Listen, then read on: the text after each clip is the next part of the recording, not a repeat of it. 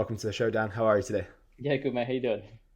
I'm very, very well. Looking forward to speaking with you. It has been a long time in the making. I think I reached out to you first in February. I checked our DMs and I think I discovered you maybe like a month or so before. So I've been waiting like 9 months for this conversation. So really looking forward to it today. Thank you for being here. Yeah, also, like I said before, apologies for taking so long. It's been a bit hectic the last couple of months getting everything over the line for this project that I've been doing with Skateboard Strength. But yeah, I'm happy to be here, dude. Yeah, thank you for making the time, and I have no doubt it's going to be of value. But for those who maybe have no clue who you are or what you do, could you let us into a little bit about what it is exactly that you've been doing, you've been working on, and where your journey really begun? Yeah, so the last year and a half, I kind of started Skateboard Strength, and it's kind of started, it stemmed from just been trying to get practices of injury management and strength and conditioning to help skaters, and it's kind of stemmed from that into health and lifestyle nutritional practices as well, and basically just trying to get information out there for skaters to help them perform their best and help them to be able to skate well into the latter years, which and not have to like hang up the board too soon, and just be able to get more joy and uh, yeah, more joy and fun out of something that they love to do, for longer. So that's where it's kind of been at for like the last year and a half.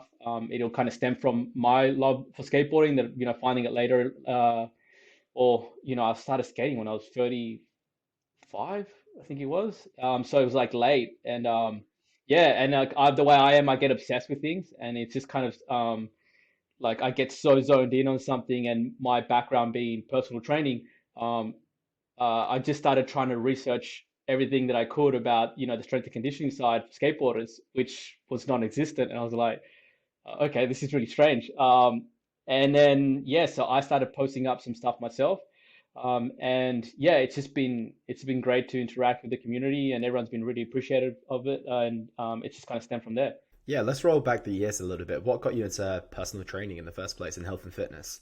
So I was never really like the athletic kid back at school. I was always I had weight loss struggles from a young age, and I had dropped quite a bit of weight doing it the hard way and not having much information, and then got to a point where I was like at a sticking point where I was just really frustrated and didn't understand why I couldn't get results or couldn't get where I wanted to.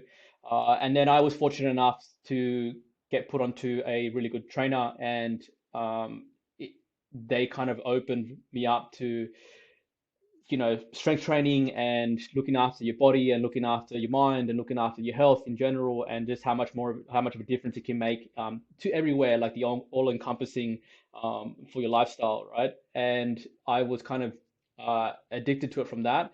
I had a lot of injuries at the time as well, coming off a back end of a short construction career that was brutal on the body, and I was falling apart. And they also helped piece me back together, and that's where it kind of really stemmed for me, like the interest in just understanding that personal training can also be much more than reps and sets and like S&C work, but actually understanding the different levels of the anatomy and human body, and understanding how to piece someone back together after an injury, and then getting them to the point where they feel strong and athletic again. And that's what I really found a lot of interest in. So I got certified myself, and started on the gym floor and started on my 10,000 hours, and yeah, that's how it kind of all came about. That's incredible. What year was that? Oof, I don't know what year it was, but I've been a trainer for 12 years now. So it was 12 years ago, whatever that was. I'm so lost with what year it even is now. So I could haven't really done a number on me in terms of time zone. No, that's all good. 12 years is a solid amount of time, and I just wanted to start there to get the understanding that you had a solid background and foundation in health and fitness. And then, of course, you made the transition over to skateboarding. So I want to start by asking what led you to pick up a board, especially so late in life as well. Yeah, so I've always kind of stemming off that story. Like I said, I was never really the athletic kid, and um, I'd always didn't fancy myself as an athlete of any sort. And then once I started getting into this stuff, I was kind of finishing off my partying years, and I needed something to fill that gap and that void of not going out on the weekend all the time.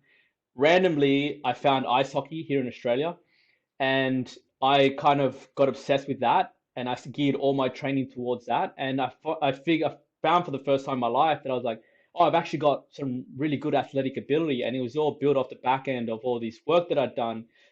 And so that was really nice. And I got obsessed with ice hockey for, 4 or 5 years. And then that kind of came to an end because it's like really late nights here in Australia, and I was like early mornings doing PT and everything.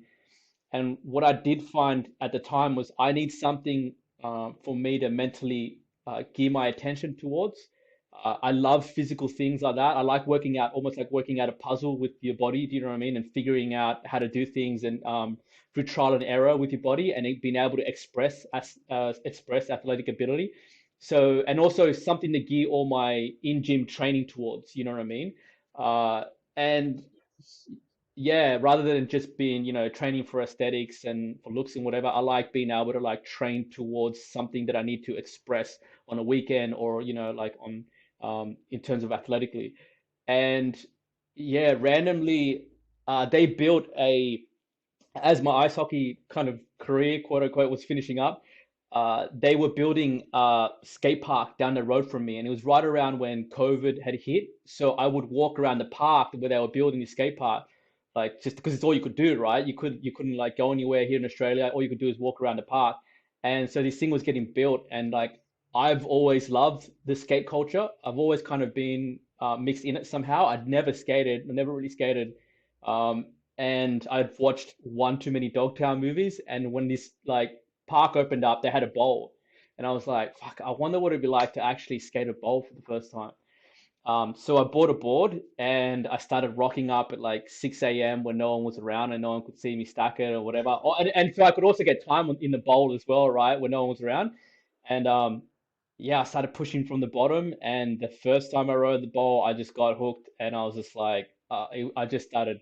I was skating, 2 to 3 hours, 3 or 4 times a week. Then it just kind of escalated. Like I said, I get obsessed with things, and then yeah, and then I just kind of I became addicted to it, and then everything just became about skating. And then, like I said, that's when I started looking into the S&C side of skating, and kind of didn't really couldn't really find much. So I started doing my own thing, and that's how those two kind of worlds started colliding, and kind of went from there.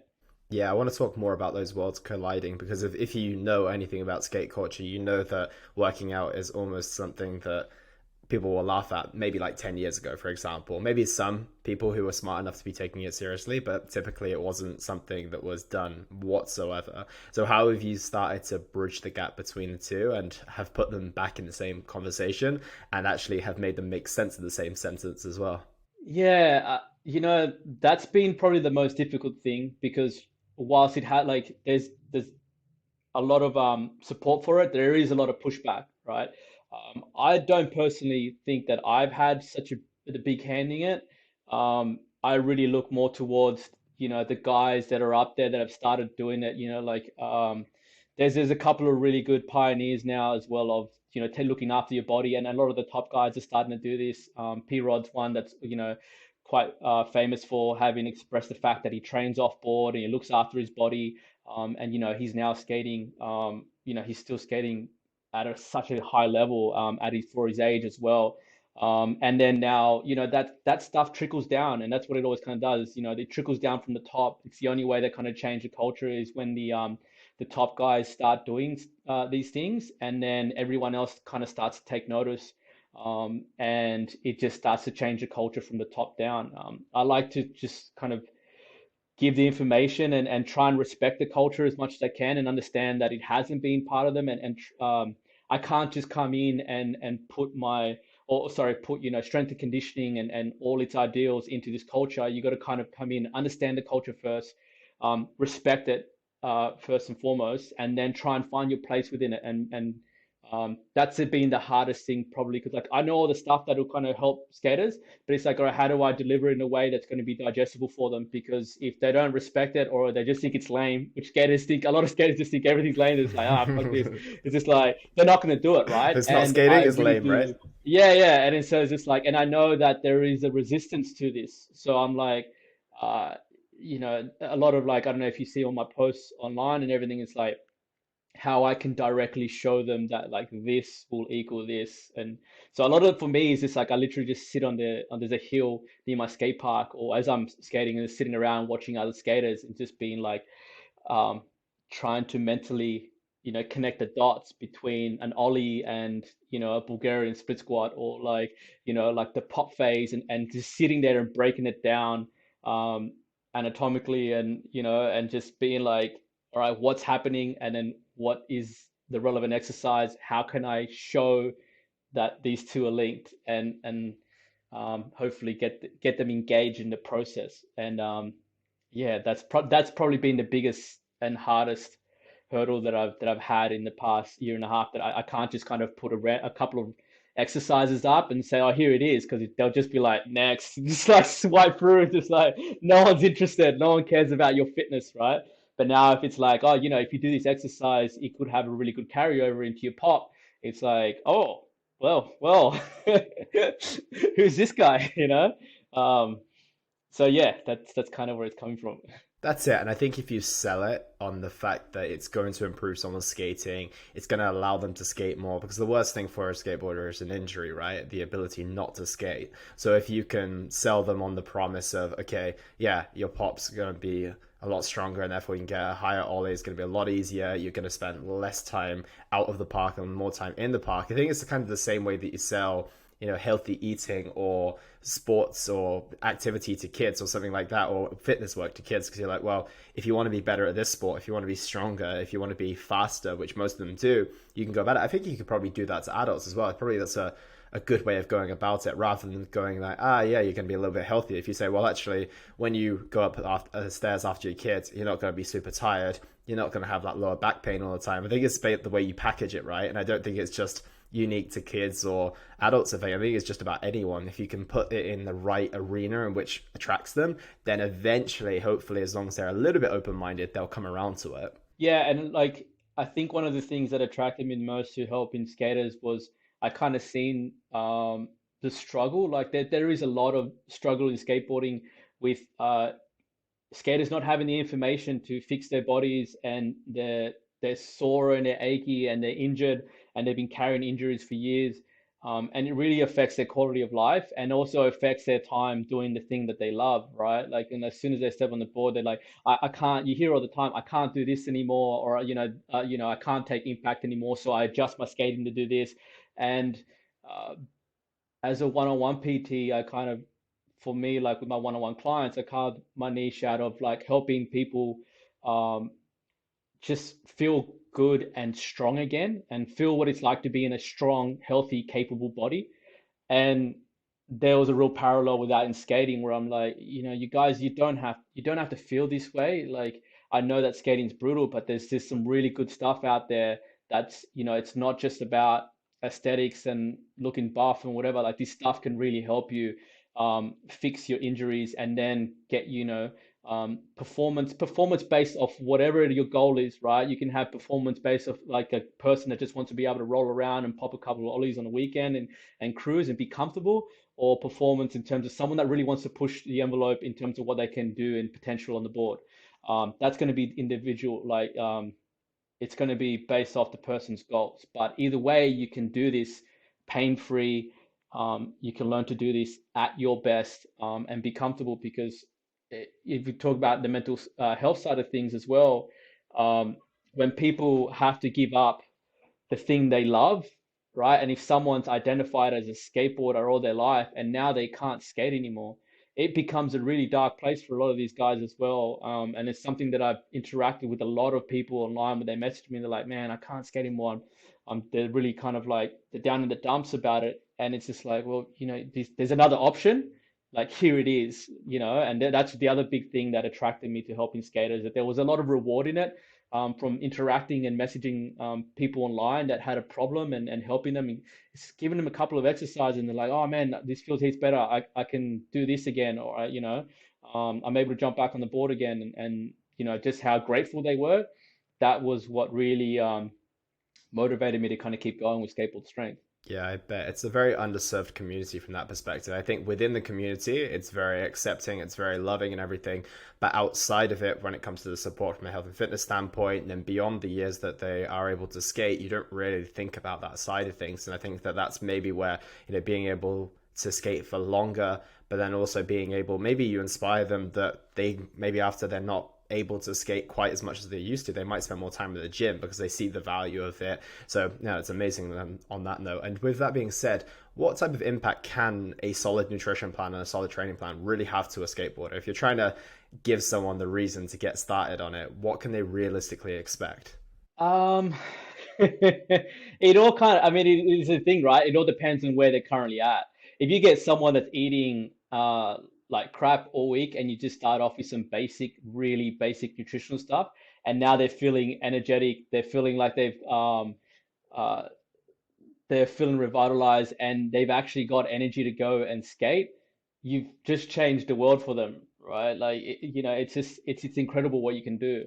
And then you have the other upper end where it's just like you have a skater that that they're really trying to push their performance and tweaking a couple of things and really kind of getting into the nitty gritty of things in terms of timing of meals and carbohydrates and making sure that they have intra-skate snacks. And like now you're looking at the extra 10% of all, like really looking to push the envelope. So it just kind of depends where someone is in their journey.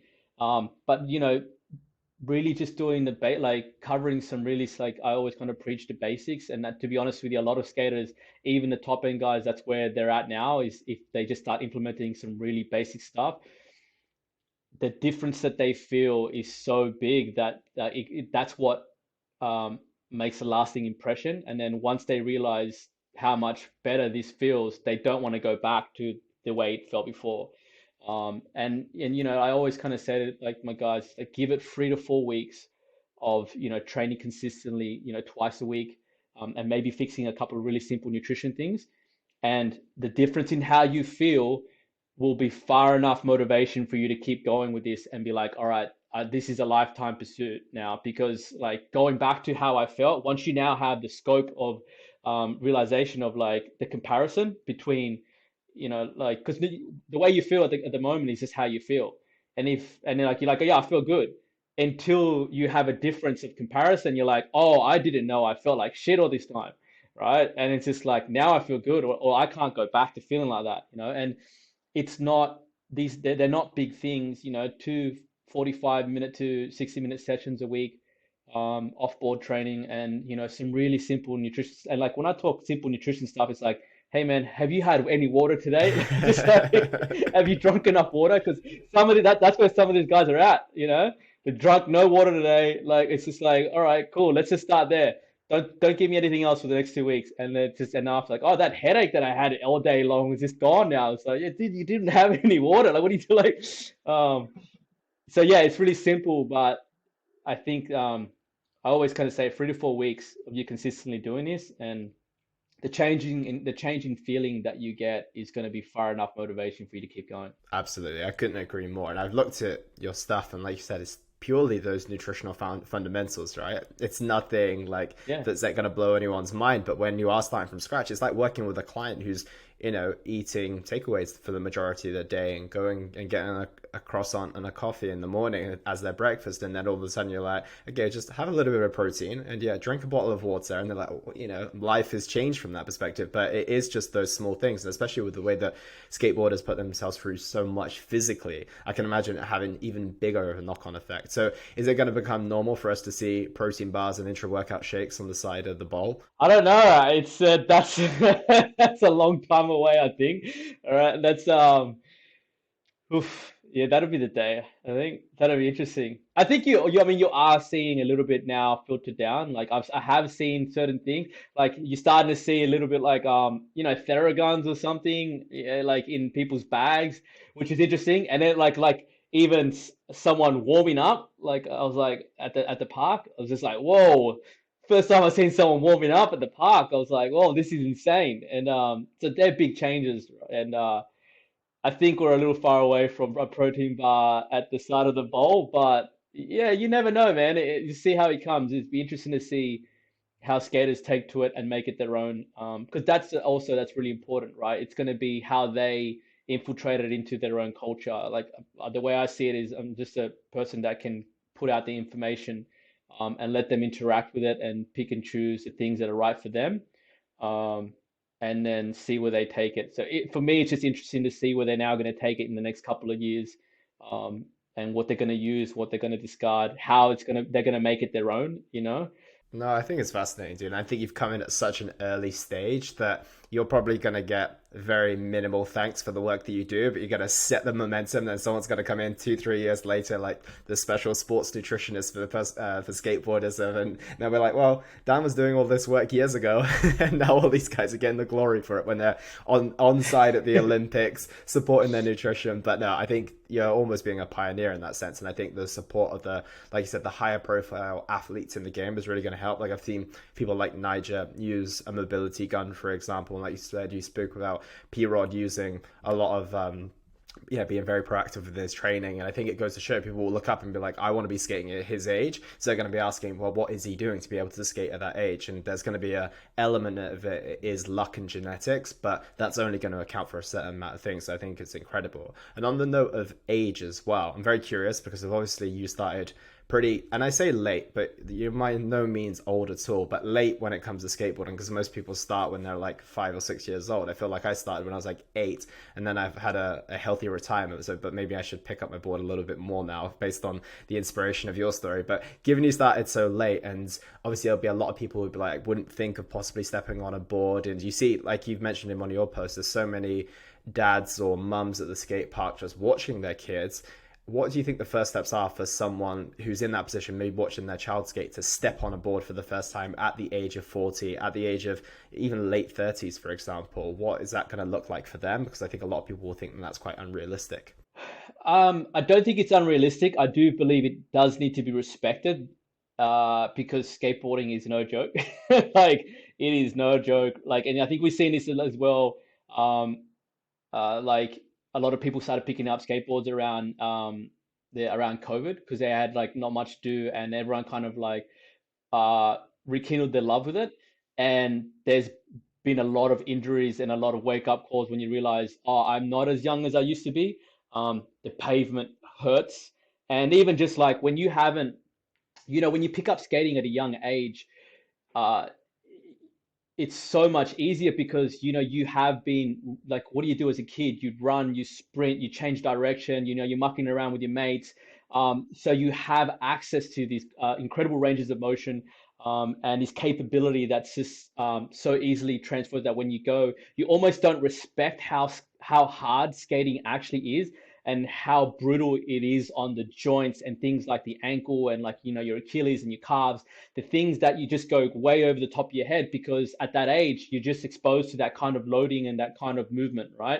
And then when you haven't done that stuff for such a long period of time, and then you try and pick up a skateboard when you're older, you see it as the same thing as when you're younger, and it's like that's where the danger can happen. So I do say like, and it's not to deter anyone, but it's just like there is a you kind of do need to take a bit of a different path when you're trying to pick it up at an older age, and that is like offboard training, right? It's just like engage like in some offboard training and some skate specific offboard training that will allow you to just touch base with a few things, that allows you to make the transition a bit smoother, and just really uh, look in front to some potential injuries that could happen. Like I started skating, well, yeah, well, at 35 or 36, and like the last couple of years, I've been playing ice hockey. I'm athletic in the sense that I'm training 5 days a week in the gym. And the one thing that I overlooked in skating was just how brutal it was on the foot, calf, and ankle complex. Like to be honest with you, I never had any knee pain, no lower back pain. My legs weren't sore when I was skating. Like everything was fine, but my feet and ankles were just like they just copped a beating, right? And I was like, oh, gee, like I was like, Jesus Christ, like this is insane. And you got to, and like that's from someone that had been doing a lot of stuff, right? So you got to think of someone that's coming in deconditioned, detrained, haven't run in a while, and that kind of stuff. Even things like pushing and popping is going to be a big deal for like their Achilles and their ankle and their calf, and that could be like potentially be a big problem, right? And that's how you end up with things like Achilles tendonitis and plantar fasciitis, or even dare I say like a bad Achilles tear or Achilles ruptures at that, especially at that age when people are looking to rekindle their love for skating, it can be huge, right? So touching base with some of this stuff off board before you make your transition back can just be massive. Um, And I think it can go a long way to just getting people to be able to actually get back into skating because they can at, at 35 or 36 or whatever age it is. I'm not saying you can't be done. It can definitely be done. Your approach just needs to be a little bit smarter because not as young as you used to be, right? And dude, something that I realized, obviously I did skate as a kid as well. I wasn't anything special in terms of what I could do, but I cruised a lot. Like I used to ride my board into town with friends. So I was very proficient at just, moving around on a board. But I was like, it is a hell of a lot different to land on your butt at 85 kilos than it is when I was like, I don't know, a 40-kilo kid in the past. I was like, it's a long way down and it feels heavy to crash on the ground as well. Yeah, you see some of the younger, and that was it. There's two things. Like you see some of the, I watch some of the younger skaters now, and they fall, and you see them get back up and skate like it's nothing. I'm like, dude, that'd be me out for like a couple of weeks, right? But the other thing that I've noticed as well, which is something that I like, I actually posted about this. Um, I've seen some of the older guys that have probably haven't skated in a while, and they started to try and skate again and you watch them fall, and it is like it's really hard to watch because you see a prolific skater that's it's good at what they do, and they make falling like it's an art form in itself, right? They're just so efficient at being able to break their fall, and there's this beautiful like synergy between contracting and relaxing, like bracing and relaxing when they need to be able to break their fall, but then also go with it and then you see someone that hasn't fallen in a while or hasn't done much, and it's stiff, and it's almost like they lack mobility to be able to go with the fall when they need to, and they lack the strength to be able to like help themselves along to go with the fall when they need to, right, and absorb forces, and that's like, and you see it, and it looks like it takes ages for them to hit the ground, and when they hit the ground, it's like a big thud, right? And that's the other one that I noticed. So I literally put a post up about this, is just being able to get people mobile again because it's something that you don't think about, right? Like when you're going to fall, like how are you going to be? Are you going to be able to go with the movement, or are you so stiff that you're not going to be like you're going to stiffen up on the moment of impact, and you're not going to be able to fling yourself into certain positions? Because that happened. I've watched one too many older guys, falling, and it's just it's slow, and then when it hits, I'm just like, oh, that guy. You hear the concrete hit, like the sound, like so hard, and you're like, and then you don't see him again, right? And you're just like, fuck, like that. Yeah, that's what I want to avoid. I think it's tough as well because I don't know about you, but in the UK, growing up with football, aka soccer, is such a normal thing. Growing up with tennis and all these kind of common sports that you see well televised. But skateboarding, obviously, it came into the Olympics. I think it was last year, or yeah, it was the late one last year. And the high profile skateboarders is the only exposure you get to it, or even SLS if you're really going to dig that deep. I think that most people would have seen it at the Olympics and they make it look so easy, right? They make those falls seem like, oh, they're just sliding across the ground on their shoulder.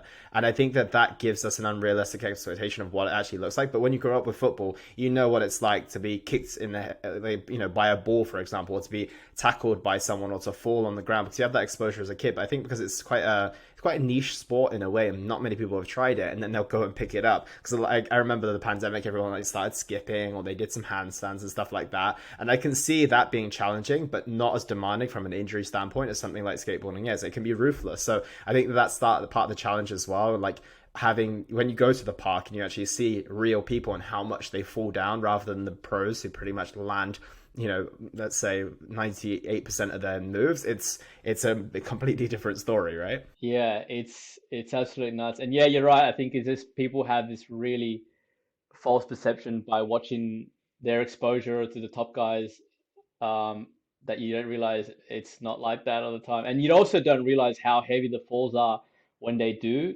and how good they are at falling. Like I literally, like I said, I'll sit there and watch skaters just because I love watching them battle a trick at the park and or just watching how they fall. And a lot of the time, I'm just looking at stuff and kind of dissecting it myself, or to find its relevance in terms of S&C work and that, and just watching what they do, what are the common patterns, and yeah. But it's just so cool to watch how um, the really proficient guys, and how they can just navigate falling, consistently, like, and just making it look so beautiful and so elegant.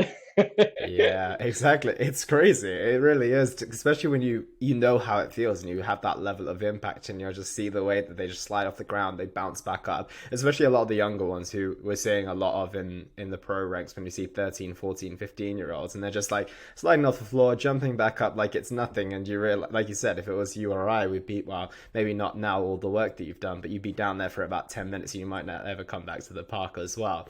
And that's always something I'm very curious about too. I always ask people who are specifically focused on a certain sport or athletic pursuit, and on the topic of starting maybe a little bit later, how good can someone realistically get? I would like to use you as an example because you're someone who's invested a lot of time, and I know that you're probably more focusing on working with skaters, but what's your ambitions personally as a skateboarder?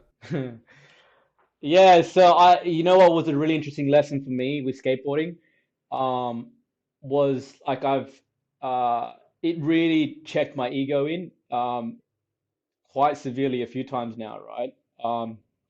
Because uh, like I said, when I started ice hockey, I'd never really ice skated, and within 5 years I got into a point. I mean, it's Australian ice hockey, so it is what it is. It's not going to be like, but I'd gotten to the point where I was playing Division One ice hockey, right? Like, because I just got obsessed with it and was able to progress so quickly, and my fitness and athletic like levels and everything I was doing in the gym allowed me to just progress quite quickly, right? And so when I found skating, I got obsessed with it, and I was progressing quite quickly until I got the wake up call of, like I dislocated and fractured my elbow, and it was like I'd never really done anything like that, and it was just like it just kind of like woke me up to the fact that you're supposed to be doing this for fun. And I tend to have a thing of like when I get into something, like I just want to get better at it all the time, and I want to like I'm gonna get obsessed with it. And yeah, man, like, and it's like I was supposed to be doing this for fun, and then all of a sudden, like, because to be honest with you, that's the reason why I had to stop playing ice hockey, because I wasn't happy playing, because I was just always like hard on the fact that I didn't play well. I was playing way beyond my means for someone that had been playing that year, but I still wasn't happy. I was like, I didn't have a good game. I wasn't competing properly, like, for that level. And so it just became, I was supposed to be having fun with this. And so I started skateboarding, and I was supposed to be having fun with this. And then sure enough, next thing you know, I'm just like skating 3, 4 times a week, and like, putting heaps of hours in, and just I needed progression, needed progression, needed progression. And then it was just like skateboarding just gave me a big kick in the ass, and just like, hey, dude, this is what can happen. And now you're sitting on the sidelines and you can't do anything, and you can't even use your arm. And like, it's just like, it was just a bit of a wake up call to be like, you know what, man, progression is cool, but just have fun with it as well, and take your time. I always still kind of want to see myself progress for myself personally, but I'm trying. It's an interesting question you ask, because at the moment I'm trying not to like get caught in this thing that I do where I just want to push hard and see how far I can progress at my age, and all that stuff, and try and just have fun with it, and try and make it last a bit longer as well, because I've had a brutal run with some injuries. Again, just trying to continue to just push the envelope, and just realize, man, you are. I think I'm 36. I think I'm 37. I can't remember. I think I'm 37 now. I'm just like, yeah, like this is supposed to be fun. No, you're not going to go to SLS. You're not going to be in, like, you know what I mean? You're not going to get sponsored. This is supposed to be a fun pastime. And so far it's cost you a lot of time in injuries and stuff like that. And that's cool. Like, that's all part of the game. And that's when you really get to understand that, you do have to pay to play, and that's fine. I'm happy with that. But it's also like, man, like, just and sit back and enjoy skateboarding for what it is, and stop this like consistently having to push the envelope because no one's watching. Like, it's just your part. This is your fun, and you can be passionate about it and be in love it and enjoy it, but just this like, oh, how much better am I gonna get? How much quicker can I get better? As just like for me at the moment, it's like, it's calm down. Yeah, man. I asked that because of I think the question comes from my own battles with that because anytime I start something, I'm like, is it worth investing enough time, like investing all the time that I have? but if I'm not going to get to a significant place in terms of like, am I going to be very, very good at this? Because if not, maybe it's not worth my time. And for years and years, I just put off starting anything for that reason. But then if you look at the reality of your life, it's like, well, am I looking to compete? Am I looking to be a professional? And, as much as maybe like the 10 years ago dreamer version of you might have liked to be, sometimes you've got to accept the reality of like, well, is it even possible? Maybe not. And B, is it something that you want? Because I think obviously if you look at the pros, they invest so much time. They're pretty much probably skating almost all day every day.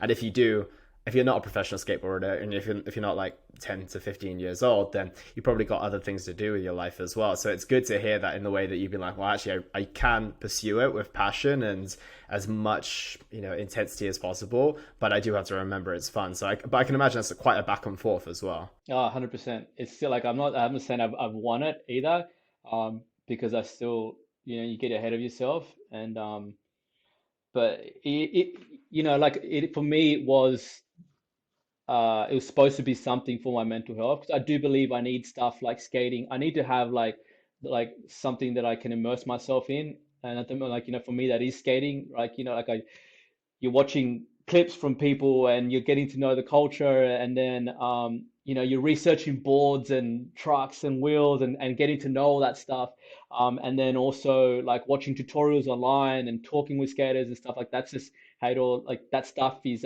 it's good for my mental health, to have a break outside of work as well, because I can be quite intense with work, and and I need something outside of that. And then I love the physicality of skating, of being able to just switch off, because I can't think of anything else other than skating. Otherwise, you get your ass handed to you, right?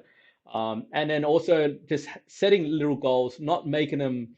They don't have to be big things, but like little things that are achievable for yourself, that give you that satisfaction. Because at the same time, it's all well and good to just enjoy skating, but I do get a sense of purpose and sense of like, drive, like it just setting smaller goals.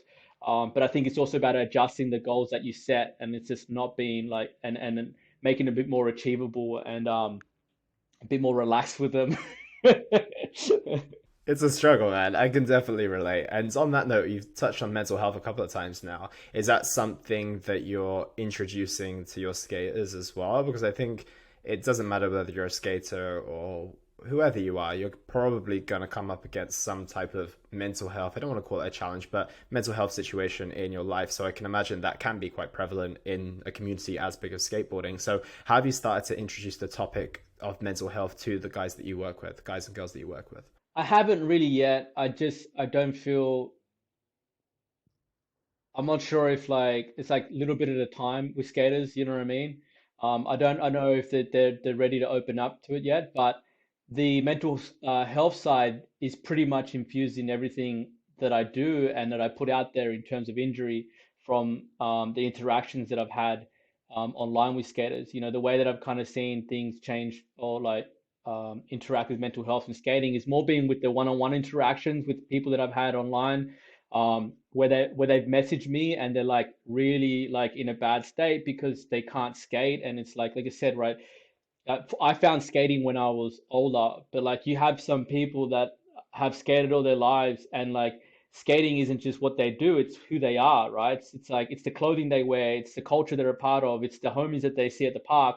And then now, because their body's letting them down, they can't skate anymore. So it's like everything that's been infused into who they are as a person is technically kind of gone, right? And so they've like, when you realize at that point, like, what else do I have in my life? What else do I like? I don't even know if what other interests do I have outside of skating? And like, that can be a really dark time when it's taken away from them. So my interaction with the mental health side of skating in that aspect has just been like helping these guys get back to skating, and being like, hey man, like, there's some, try this stuff, and then starting them on the journey of understanding that, like, you can fix your body and then get back to skating and get that thing that you love. And I guess that's been my biggest interaction with the mental health side of things in skating, and that's probably been the most rewarding one out of all of them as well, because um, the thanks you get from those guys, and that's really changed and helped someone. That's yeah, probably that's as good as it gets. Yeah, man, it's super impactful, and I think there's a lot of time for that. And I think that even watching the high profile stuff, I'm pretty sure there was a couple of athletes who were working with a mental health association. I can't remember what it was. I think it was an advert with Letitia Buffoni and maybe another Brazilian skater, if I remember correctly. But they, there was the adverts before. I think it was on YouTube, it was on their Instagram pages as well. So I think that if, there's some gentle work being done by the community, people like yourself, and then it's coming down from the top as well. I think slowly but surely it will start to infiltrate its way in, which I think is only going to help a lot of people. Because as you mentioned, there'll be a lot of people who have messaged you now who before you wonder what they would have done, who they would have messaged, who they would have been able to speak to. And it's a tough one from that perspective, but it's awesome that they've got you as an outlet and they've got you facilitating them skating for many, many more years as well. And on that note, if anyone's interest has been piqued by today's conversation and they want to get started, they are fresh to the board, they've never even barely looked at one, but let alone picked one up, what 3 bits of advice would you give them to get started if they wanted to go out to their park maybe later today? Uh, put off the later today, all right? If you haven't, yeah, like if you haven't done anything in a while, go slow. Try and test your body with some off-board training first, and kind of prove to yourself that you have, this, because it is a big responsibility to step on a skateboard. Like it's a lot. Uh, Anything could happen, right? And I've been privileged. Like everyone always says that to me, like, man, anything can happen. Like, and it's just that legitimately, like, I've learned the hard way, anything can happen, right? And you think like, you're able-bodied and everything like that, and it's just like the freak accidents that happen in skateboard can set you back, months, right? So, just check in with your body that you're capable of doing basic stuff first before you step on a skateboard.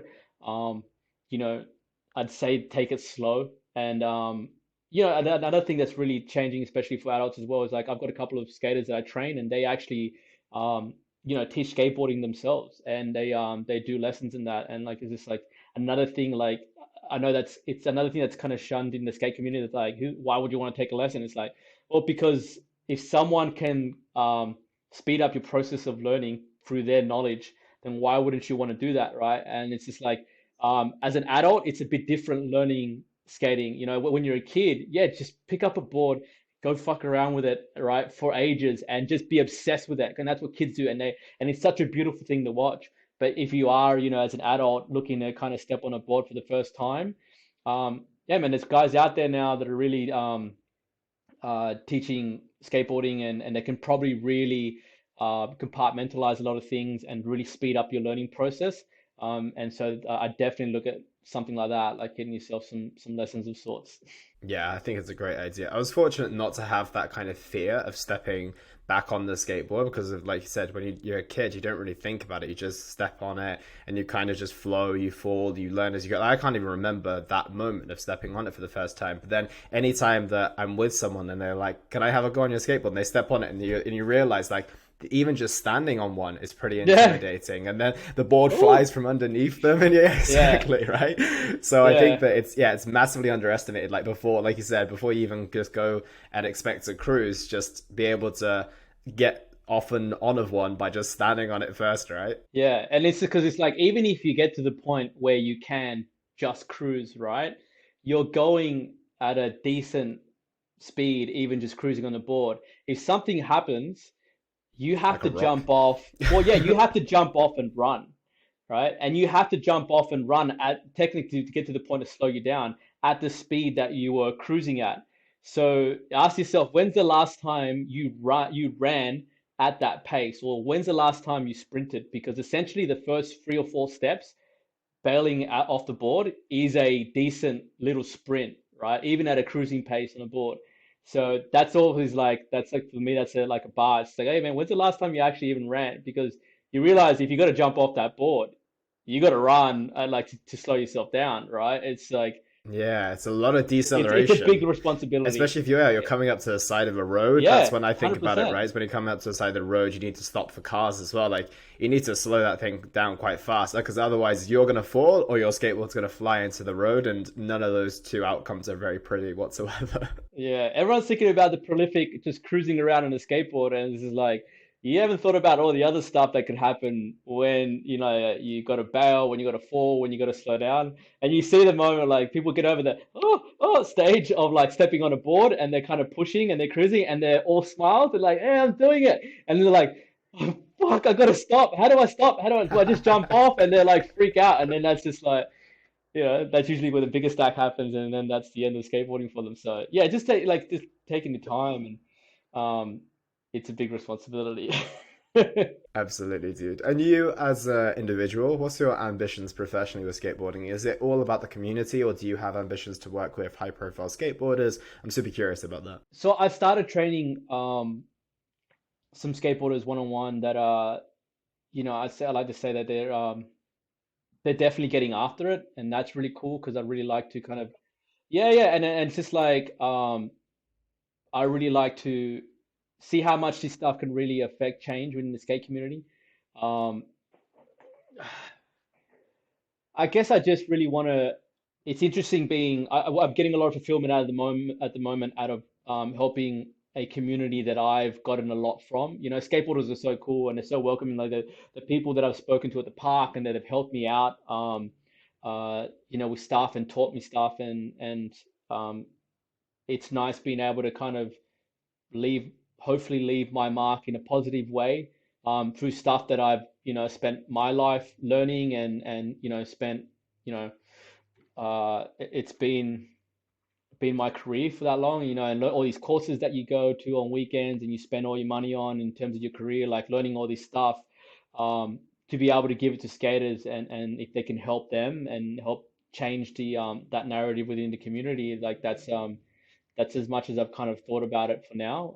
Will it, if it's hopefully something that can take, because I'm getting so much enjoyment and joy out of it now, if it does get to the point where it's something that I can just do completely full time, then yeah, that'd be a nice perk because at the moment it is like, it's what's really motivating me and getting me out of bed. Like when I go and train these skaters one on one, it's just like this is sick.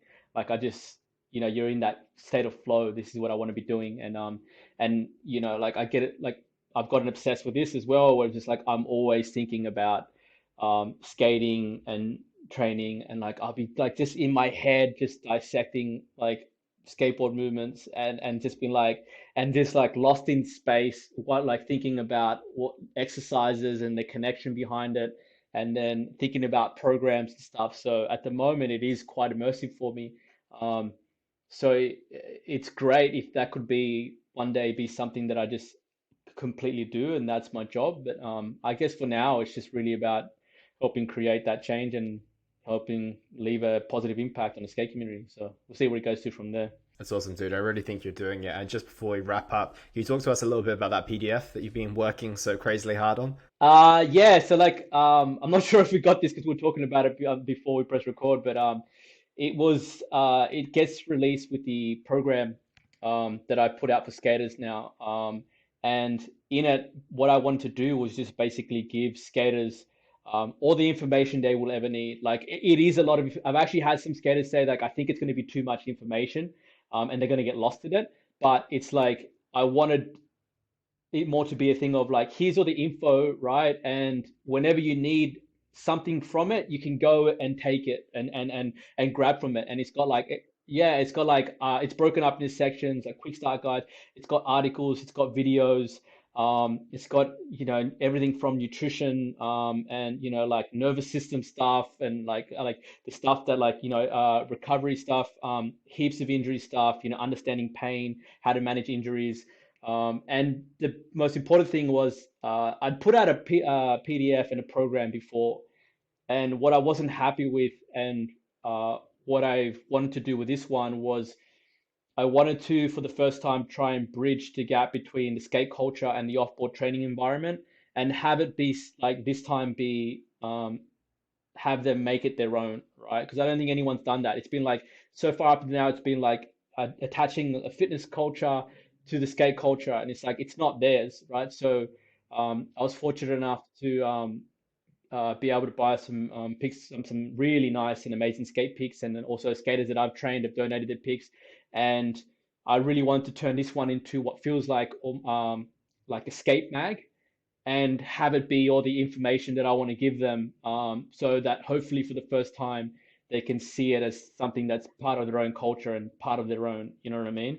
Um, and then we'll see. Hopefully, like my idea is to maybe try and release one every year, with updated information and stuff like that. This is the first one, and yeah, it'd be interesting to see what the response I get from it and see how it goes. Dude, I'm pumped to see it, and I really feel like the sky's the limit. Like, I feel it's something that people have needed for a long time, but they've not really known what to ask for. And I feel like you're just finding the way to deliver it. Truly, when I came across your page, I was like, someone's finally done it. You know, like it crossed my mind that there was nothing there. And I also think there's a lot of room in terms of, you know, people genuinely teaching how to skateboard. So when you get like a thriving community of those teaching how to skate, and then also those teaching how to support your skating through all of these fundamentals of health, fitness, and nutrition, I think it's going to be absolutely incredible. And I think you're one of the key people leading the way. So thank you for the work you do, and thank you so much for being here today. Thanks, man. Really appreciate it.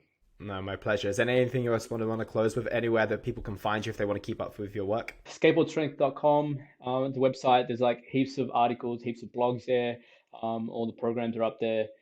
There's heaps of blogs and that are free, and a lot of the stuff that I post just go a little bit more in depth. Skateboard Strength on Instagram as well as everything I post is there. Everything that I post, if you actually look at my page, has thumbnails that are specifically like put out to like the type of injuries or whatever I'm talking about. So if you, because I get questions all the time, it's like, hey man, have you done any ankle stuff? It's like I've done like 15 ankle posts, and it's like if you look on the page, it's like it's right there. So like I've structured it all so you guys can just look at my Instagram page and find anything that I've ever covered, any issue that you've ever had. At this point now, I'm pretty certain I've covered everything that skaters have asked for and wanted. It's all there, so just feel free. It's all there for free. Just go and absorb it, take it in, and use what you want, and that's it. Yeah. Amazing. Dude, it's been a pleasure. Thank you so much for being here. Thanks, man. Pleasure.